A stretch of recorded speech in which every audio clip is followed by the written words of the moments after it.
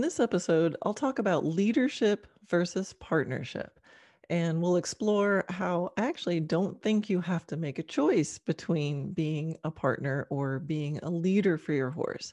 In fact, one of those can actually happen without the other. So if you've ever wondered if you have to choose between being, quote, being nice to your horse and meeting your goals with your horse, you are going to love this episode. So here we go. Episode 17, leadership versus partnership.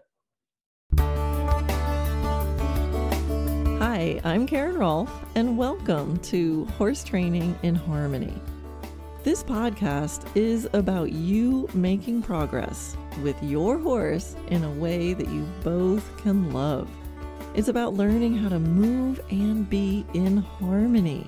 Because yes, you really can develop a horse to be both athletic and happy.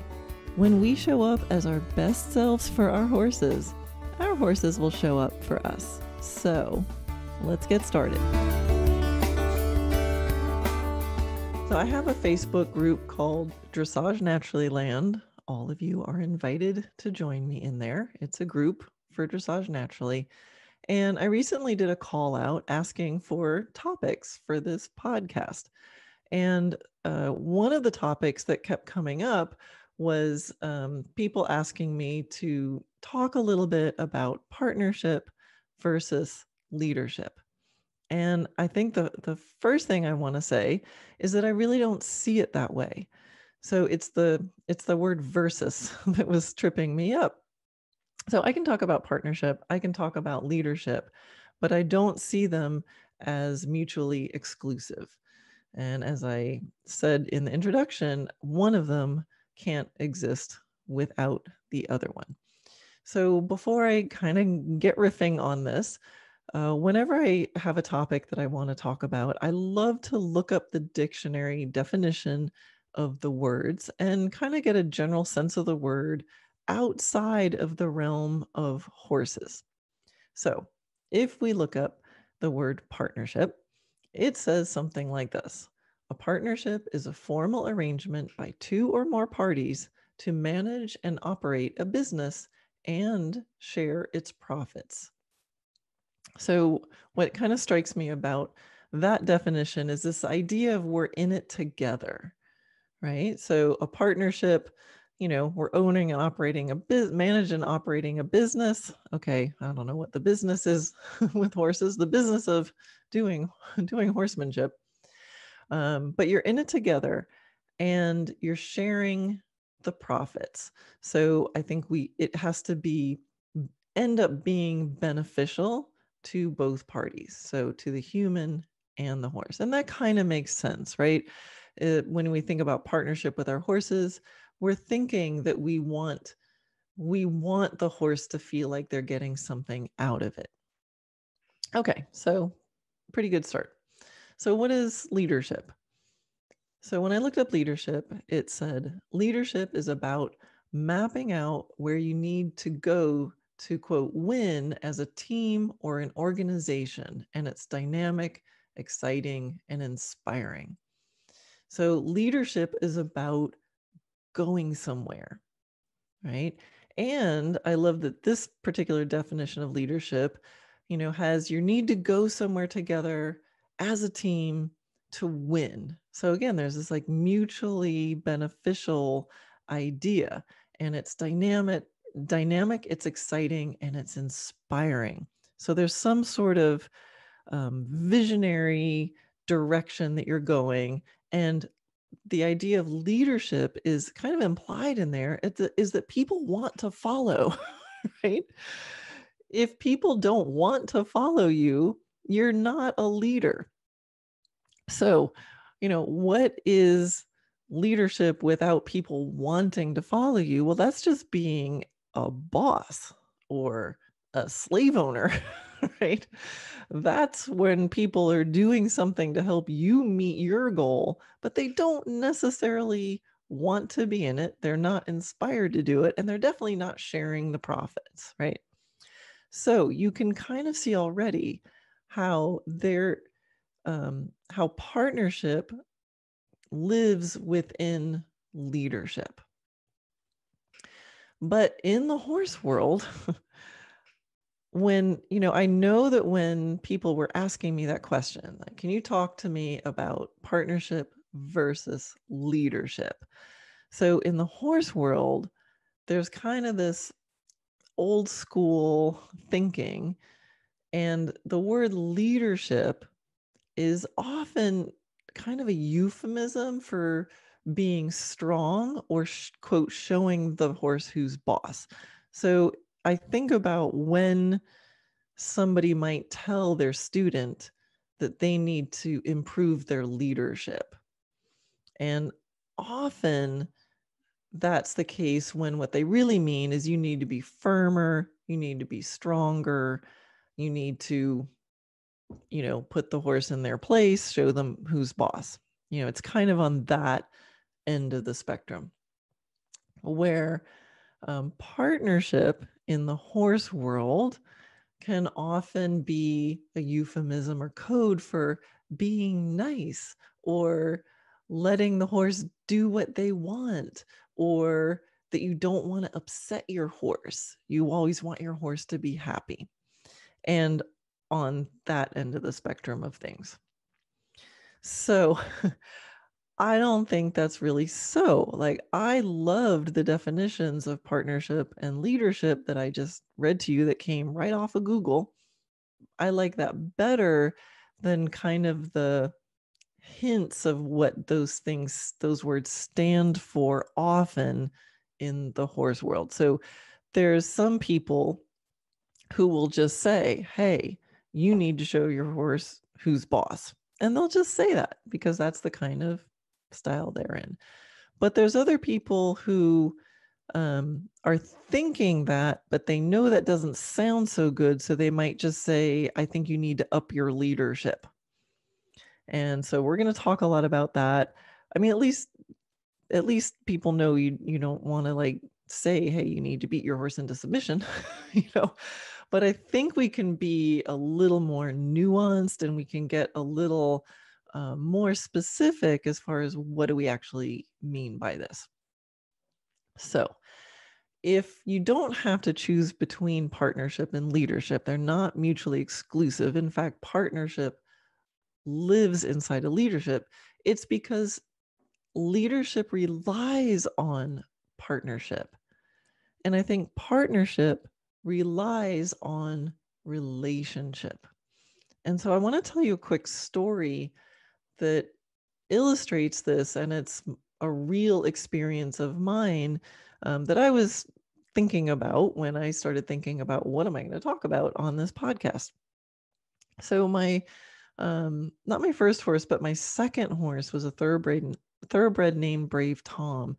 And when I got him, I was 15. I didn't do any dressage except for the little bit I did in lower level pony club. I wanted to go on in pony club. Brave Tom was a 7-year-old off the track thoroughbred with a bowed tendon doing local hunter shows. And he did not pass the pre-purchase exam for dressage. They said, oh, his hocks aren't that great. He'll never do dressage. And I was like, who wants to do dressage? I want to go do jumping and cross country and stuff like that. So I got this horse. Now this horse, so like I said, I was 15. So I was mostly a little kid with a horse doing pony club. I was mostly a partner with my horse. I had a relationship with my horse. Having fun and him liking me was high priority. Second priority, let's do some cool stuff, if it's fun for us both. So partnership, relationship, really high on the list of what I was thinking about at the time that I had him. Now, because I ended up with a good educators and came across a really good dressage instructor, one thing led to another. And next thing you know, I'm on the team for the United States of the Young Rider Championships 4 years in a row. He went right up the levels, national championships and awards at all the levels going up. And he did it all. He went right up the levels. It's that horse that turned me into a professional. Because of my successes with him, other people started asking me to ride their horses. But that's not the part I want to tell you about. That horse, all along the time up there, I was still mostly a kid with a horse, mostly doing silly kid stuff like riding him bareback and backwards and seeing if I could jump a horse while riding bareback and backwards, and taking him for hikes and riding him through the drive-in at the local fast food restaurant, and taking him to the beach and doing silly stuff, and going to the park and letting him go wherever he wanted because I thought that was funny. And then sometimes I'd take dressage lessons and I'd practice my dressage, and we went up the levels like that. And like I said, he's the one who turned me into professional. And then at some point he retired.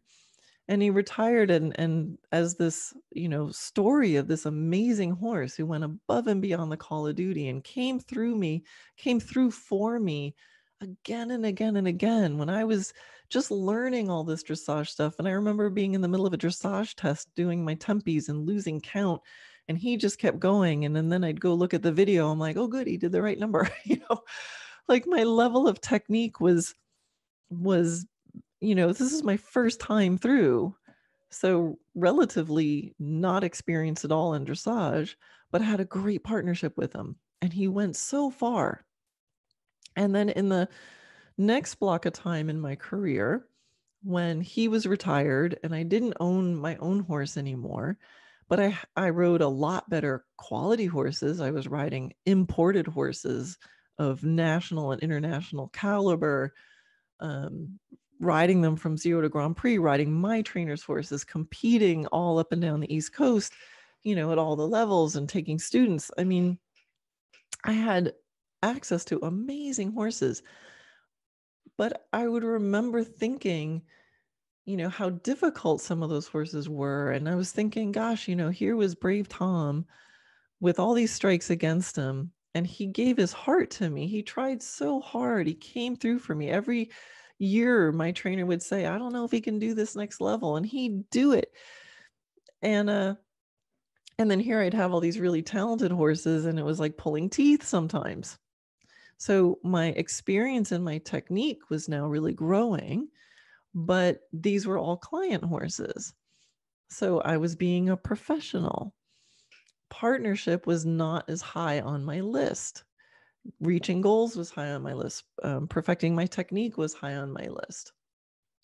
And I just thought, you either get a horse who's physically capable or that, mentally, emotionally will give to you. And those were the choices. And it was kind of a joke around the place. You can have one or the other, but you can't have both. And then I got this horse named Vivaldi. And I tell this story on my website. If you go to the page on my website that says Meet Karen, I tell this whole story if you want to look at this again. And there's some pictures of the horses I'm talking about. But this horse Vivaldi was willed to me, and he was a pretty used up horse. He was very checked out. And this was around the time I started practicing natural horsemanship and starting to prioritize partnership again. And it was this horse Vivaldi, whose nickname was Bubba, who, he was having soundness problems. He was been there, done that in the dressage world. But he was my horse. And I started doing partnership-y stuff with him again, partially because he was my horse and that's what I like to do, and partially because I had been starting to dabble in this natural horsemanship stuff, right? This partnership-based training. And that was the first horse in many years that I started to see the light go on, and he started to give to me more than he ever had when I started to prioritize it. So here's this horse with, again, all these strikes against him, and he started offering and giving and doing things with me, not just for me. And I hadn't felt that since Brave Tom. And that's really one of the lights that went off in my brain of going, wait a minute, this partnership stuff, this is not just silly kid stuff. there's actually measurable, tangible benefits to my dressage training, because this horse started to offer and be lighter and more willing and perform better in his dressage because I was treating him like a partner now.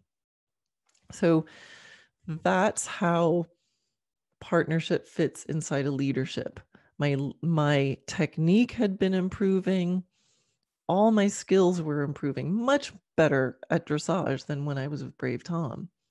But those techniques weren't fully realized or available to me, or the horses weren't really availing themselves to me until I added back in the partnership piece.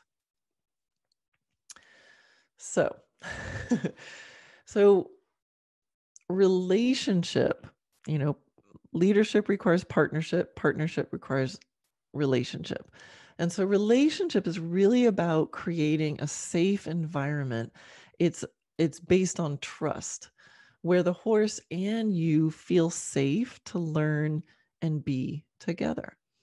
So with Vivaldi, unlike the client horses who were just tacked up by working students, and they would be brought to me, I would get on, I would perform my amazing dressage techniques to them. They would train, and then they would be cooled out, because I'm training 10, 12 horses a day plus teaching lessons. It just was a logistical thing. But with Vivaldi, I would get to the barn a little earlier, stay a little later. I had a relationship with him. Now, leadership in a more sort of integrated sense of the word recognizes that partnerships and relationships are integral to the scenario where two or more beings want to achieve a goal. And like I said before, if with leadership, quote, leadership, without partnership and relationship is just being a boss. It's just being a slave owner. It's just being a mechanical, when I do this, you need to do that. And I think, that line that I wrote, integrated leadership is about recognizing partnerships and relationships. I mean, that's something that's talked about in workplace scenarios and leadership among people. And I think it's even more important with horses, because horses don't have the same goals as we do. If you're a person and you want to work for a company, you can read what that company is about and decide, hey, I think I'd like to go work for that company. But horses are just like, I want to eat grass and talk to another horse and prance around a little bit every now and then. Those are horse goals. So, you might think, oh, relationship, partnership is not as important in horses. What's important with horses is making sure they know what to do. No, I think it's more important because they don't have the same goals. It's actually up to us to inspire them, right? Our choice is we can either inspire them to feel like they're profiting somehow by our relationship and by going with us, because the alternative is we just make them do it. And making a living being do something only goes so far. You've got to learn some skills of inspiration and motivation. And that's where the relationship and the partnership come in. If you have an exclusively control-based method and you work only on a dominant submissiveness kind of thing, now that's not me. And if you guys are listening to a podcast called Horse Training in Harmony, it's probably not you either, or maybe a friend sent you here. But I don't believe that it's only a dominant submissive based thing. Like, that to me is not fun. I don't think I would do horses if it was just a matter of like, how can I make you do this? Like, that's not what I'm signed up for. So in relationship based training, it's communication is the key. Understanding is the key. Clarity is the key. Relationships all that understanding and clarity creates the partnership, which then sets the stage for the leadership. So if leadership is lacking, so someone says, you bet you have to up your leadership. Or sometimes I have to, I'll say that. I'll tell someone, I think it's a leadership thing. So, I mean, I use that word too. If students are asking me questions in my courses or something, I might say, I think this is a leadership thing. But what I'm thinking of, if I say that, I'm thinking of what's the ability to communicate to your horse. That to me is what leadership is. It's the ability to communicate. Have I been clear? Does he understand? And then the motivational piece. It maybe he understands, but he doesn't see the profit. He's not sharing the profits, right? So have I been clear? Does my horse understand? Have I inspired or motivated him to act because he sees a benefit in him? And those are really the things I'm going to look for if I'm thinking about leadership. I don't want my horses to merely do what I ask. I want them to actually feel free to do more. So that's where the being able to say, hey, here's the sort of stuff we're doing. And I want to have a horse that's inspired to try stuff, even if they get it wrong. I'd rather have a horse trying. I'm going to reward effort more than results, right? Like, give it a try. Come along with me. Something like this, because something that's in motion is easier to course correct. So, nurturing curiosity and giving horses the opportunity to express themselves is actually a really important part of training. And this is where it starts to move further away from the boss or slave owner kind of mentality, right? Because usually if I think of a boss telling someone what to do, or a slave owner telling someone what to do, what they expect back is exactly what they asked for.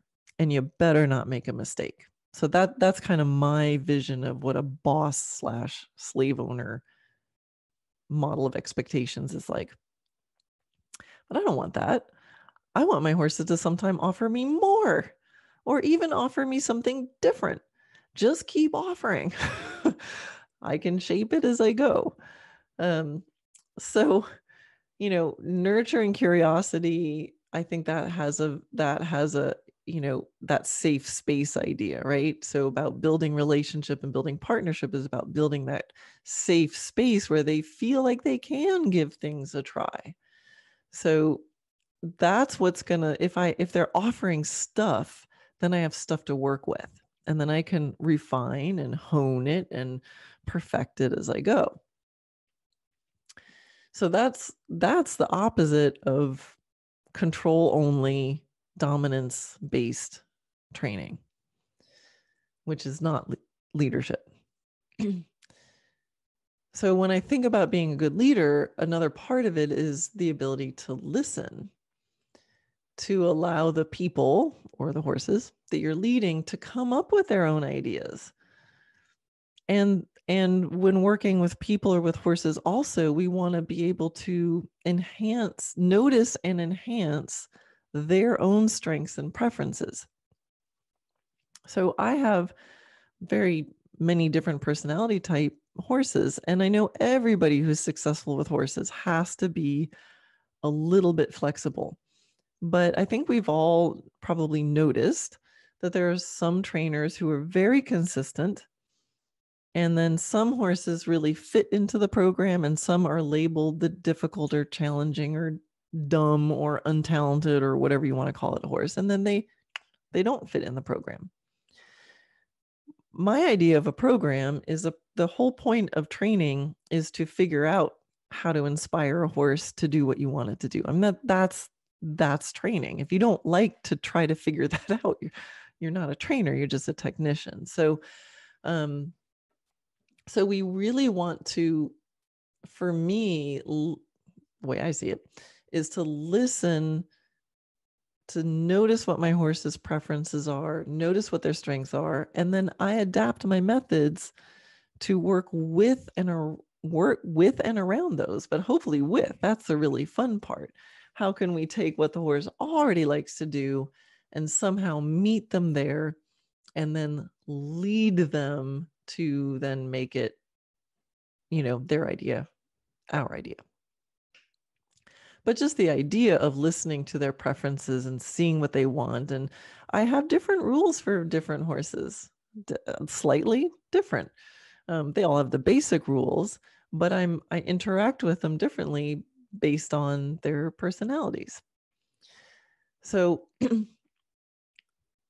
with our horses, there are definitely some things that we need in place to keep us and them safe. So there are certain, rules. They're not allowed to run me over or push me over or, things like that. Like there's certain things that, all my horses have these basic communications that they need and basic boundaries and like, hey, this is how the world works. And it's to keep me safe. It's to keep them safe too. And I have to teach that with that attitude. So there are going to be some boundaries and some behaviors that aren't necessarily allowed, but that's just part of their education. It's not a lifestyle of you cannot do anything. It's part of the education of teaching them to yield to pressure and to hold when I say hold and to respect my space and things like that. But it's really up to us to change the behavior as trainers. And I think it's possible to have some set boundaries and set rules and to be very particular, things that might go into the category of, hey, you need to be a better leader, right? We can have those boundaries and be particular, and at the same time know that if the horse is having trouble with those boundaries, it's not their fault. It's not their problem. They're not bad. It's my challenge. It's my challenge as a trainer and a horseman to figure out, how do I explain this boundary to them? Right. So a lot of it is just the way you're thinking about it, right? The end result is the same. I want my horse to be able to stand over there and hold and be patient and not run me over. That's the goal. But I can do it with the attitude of, how can I inspire him to do this and feel like it's a good deal for him rather than because I said so, because I am the leader and I am dominant and I am alpha and you're just a mere horse. Because that intention is going to drive your methods, right? So leadership to me is about celebrating and honoring successes, right? With people and with horses. We want to acknowledge when they're offering something that's in the right direction or in a direction that helps the group move towards the vision, right? So we honor those successes rather than just expecting compliance and only punishing if they go off course. I did a podcast and I have a blog called The Assumption of Obligingness. So that's kind of in there. There's certain people that have a mindset of the horse must oblige. So that's expected. Of course, they're going to oblige. And if they do something wrong, we close those doors and put them back on course. So kind of the only time they hear from us is if they do something wrong. I kind of am more of the mindset of, I can't believe this works at all. I can't believe they let us do anything with them. I think it's a miracle that they let us ride them. How freaking cool is this? And then we can get on and go like sideways and do fancy prancing. This is nuts. So I have no expectation that they should do this at all for us. Everything that they do for us a gift. So I am much more about, because I come from that mindset, I'm going to be much more celebratory and praising and honoring of every little thing that they do for me along the way. Because I don't expect them to oblige in the first place. So in this way, I think excellent leadership has a little bit of a mutual accountability. I expect some responsibilities from the horse because I teach them, and I need to be accountable and responsible to the horse. And I think when you play with it this way in your mind, that's when things become really transformative. This is where things come together in the magical way that only can happen with two living beings doing this. So being a partner, again, like I said in the beginning, has this sense that you are in it together. And part of being a leader means that you're able to inspire the action, not just demand. That's being a boss. And it's because of your relationship that you have the partnership. And because of your partnership, you're able to lead without needing to demand, except for maybe brief moments here and there. You can be a partner without being a leader, but you can't be a leader without being a partner. So if you're a student and someone says to you, you need to be more of a leader, think about what that might mean. If you feel like you have a good partnership already, then, and someone's saying you need to be a better leader, think to yourself, do I need to have a clearer vision of where I'm going? Because that's what leaders do. Do I need to be more inspiring? Because that's what leaders do. Inspiring, motivating, rewarding, celebrating the successes, letting them know when they're heading in the right direction, emphasizing and nurturing curiosity. Ask yourself, are you using your horse's strengths and preferences on your way to your goal? And not just strengths and preferences as a horse, but as that individual horse. What do they love the most? And if you're maybe someone who's on the other side of the spectrum, maybe you're feeling like, oh man, I feel like I'm too much of a boss all the time. I feel like all I do is tell my horse what to do all the time. Then you want to look back to the relationship and ask yourself things like, how's the trust? And how's the trust on both sides? How much do you trust your horse? And how much does your horse trust you? How trustworthy are you being? And if there's not trust there, get really specific. Like, why? Why don't you trust your horse? Exactly why? Or why might your horse not trust you? Exactly why? Or maybe it's not you, it's the situation your horse is in. But see if you can get really specific. Because in figuring out why is there not trust, exactly why, what's the circumstance that makes trust go away, then you can get really specific in starting to solve it and build the trust and build the relationship so that you don't feel like you always have to be telling them what to do. You will feel, if you can build the trust and get really specific about filling in the pieces preventing the trust, that allows you to let go of some of the control. And that's the doorway of moving from boss slave owner to inspiring leader that other beings want to follow. And you can also ask yourself about your mindset. If you feel like you're being too bossy all the time, do you really feel like you're in it together with your horse? Or did you just spend a lot of money on your horse and you have in the back of your mind of like, you know what, this horse better perform for me because I just spent a lot of money on him. And I get it. I've spent money on horses and I can feel those little things sneaking in like, oh man, I just invested all this. You better perform. So it's just normal. It's okay. But acknowledge it if you're feeling that. And then you can talk yourself and go, okay, wait a minute. My horse doesn't know how much he cost. He's just a horse with goals of eating grass, talking to other horses, and prancing a little bit every now and then.